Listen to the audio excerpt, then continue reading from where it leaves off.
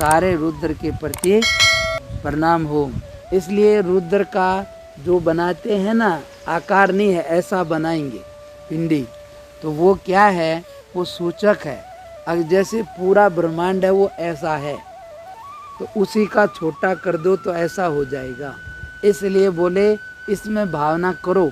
ये तो एक प्रतीक है कि इसका मतलब क्या है, कि ये सारा रुद्र रूप है, तो इस ढंग से जीवन जियो कि ये सारा रुद्र है। किसी को भी हमारे किसी भी क्रिया से, हरकत से, किसी भी भाव से किसी को दुख ना पहुँचे, ये रुद्र की पूजा है। ये ऐसे जो ये सारे का सारा रुद्र स्वरूप है, तो उसके लिए हमारा प्रणाम हो। इस रूप में उसकी पूजा करें कि ये सारा वही है। तो जैसे वो बड़े रूप में है ये सारा, और इसी को छोटा ऐसे बना लिया तो छोटे रूप में।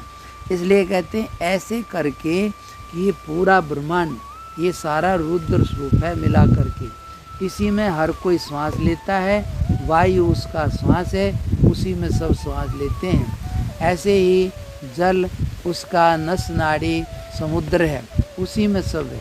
ऐसे ही ये सारे का सारा रुद्र ही है, यानी कि ये सारा परमात्मा ही है। इस ढंग से हम जीवन जिए अगर ये सारा परमात्मा है, तो हमारे से इसमें किसी को दुख ना हो। तो यही भगवान की सबसे बड़ी पूजा हो जाएगी। और ज्योति, एक ये तो हो गया, एक बोलते हैं ना ज्योतिर्लिंग। ज्योतिर्लिंग क्या होता है? ज्योति समझते हो, यानी कि विशेष प्रकाश, इसको ज्योति बोलते हैं। और लिंग, लिंग नाम है चिन्ह का। जैसा होता है ना स्त्रीलिंग, पुल्लिंग, नपुंसकलिंग, तो ये लिंग का मतलब चिन्ह। तो उसलिए उसका चिन्ह क्या है? भगवान शिव का। तो ये शिवलिंग, तो शिव का मतलब कल्याणकारी।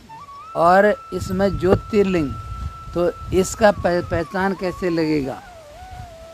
जैसे तुम हो, इसकी पहचान कैसे करते हो?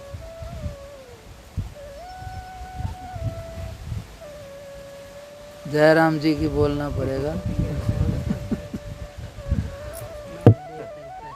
इसकी पहचान है, समझ है सबको हूँ कि नहीं है? कोई किसी से पूछने जाता है? सहज है। इसलिए ये ज्योति है, इसको बोलते हैं ज्ञान की ज्योति, जागती ज्योत, जिसको कोई भी चीज़ बुझा नहीं सकती। ये भगवान का चिन्ह है ज्योति, यानी कि लिंग माने चिन्ह। तो भगवान का चिन्ह क्या है? ज्योति। कौन सी? समझ, ज्ञान की ज्योति है।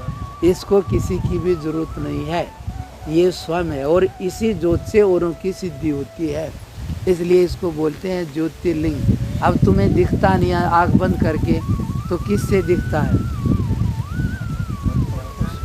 भाई? अरे आँख तो बंद है, तो वहाँ किससे दिख रहा है? मन के भी आँख है। मन तो जड़ है। अरे मन बुद्धि को थोड़ी दिखता है।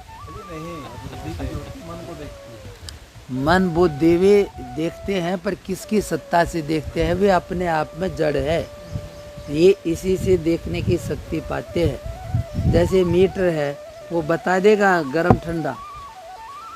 बोलो, मीटर बताएगा गर्म ठंडा, पर वो बताएगा नहीं, वो खाली संकेत करेगा, जानेगा आदमी। नहीं तो वो अपने आप नहीं कर रहे कुछ। जानने वाला नहीं हो तो वो क्या करेगा? इसलिए दुख सुख होता है, लेकिन जानता कौन है? शरीर में होगा, लेकिन जानने वाला नहीं हो तो पता लगेगा। इसलिए जानना। अब जैसे आंख बंद करके मचलो तो कितने तारे दिखते हैं रंग बिरंगे, किसको दिख रहे हैं? आंख तो बंद है ना, तो दिख रहे हैं कि नहीं? तो वही अंदर वाला उसको दिखते हैं। वो अंदर से भी सुनता भी है। कान बंद करो ना तो बड़ी आवाज़ आएगी, घोर जैसे बज रही।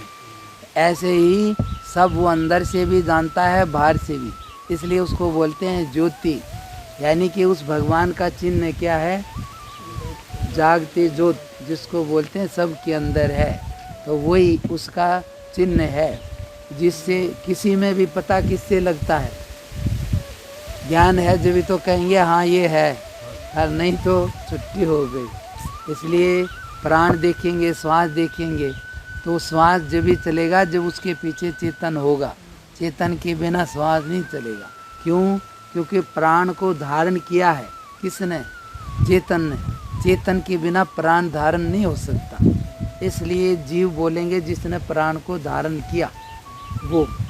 ऐसे इसको बोलते हैं कि वो जो भी कुछ है, तो ये सारा, वो बड़ा ये छोटा, तो ये सारा रुद्र स्वरूप समझ करके इस भावना से जिए, अगर ये सारा परमात्मा है, हमारे से कुछ ऐसा न होने पाए अब जो इसमें कुछ गड़बड़ हो जाए। तो इस भाव से जो जिएगा वो सहज में पार हो जाएगा। ऐसे ही सारा रुद्र रूप है, और इस रुद्र के प्रति हमारा प्रणाम हो। कोई ज़्यादा गुस्से में घर में आ रहा हो, और या घरवाले कभी कभी ऐसा रूप धारण कर ले, तो क्या करोगे? तो जोत जला लो और हे रुद्र स्वरूप भगवान एक बार घुमाओ तो तुरंत शांत हो जाएगा। घरवाली ऐसी हो रही हो, हे चंडिका देवी आपकी जय हो, तो वो तुरंत शांत हो जाएगी, क्योंकि वो सब का मूल उससे चलता है। तो इसलिए उसको भाव से करोगे तो वो एकदम से ठीक हो जाएगा। भाव की बात है सारी, और नहीं तो जैसे तुम करोगे वैसे ही फिर तुम्हारे लिए वो भी वैसा ही हो जाएगा, तुम्हारे लिए खराब भी। लेकिन जैसे तुम उसके जिस भाव से उसको देखोगे तुम्हारे लिए वैसा ही हो जाएगा। इसलिए कहते हैं परमात्मा कैसा भी नहीं होता।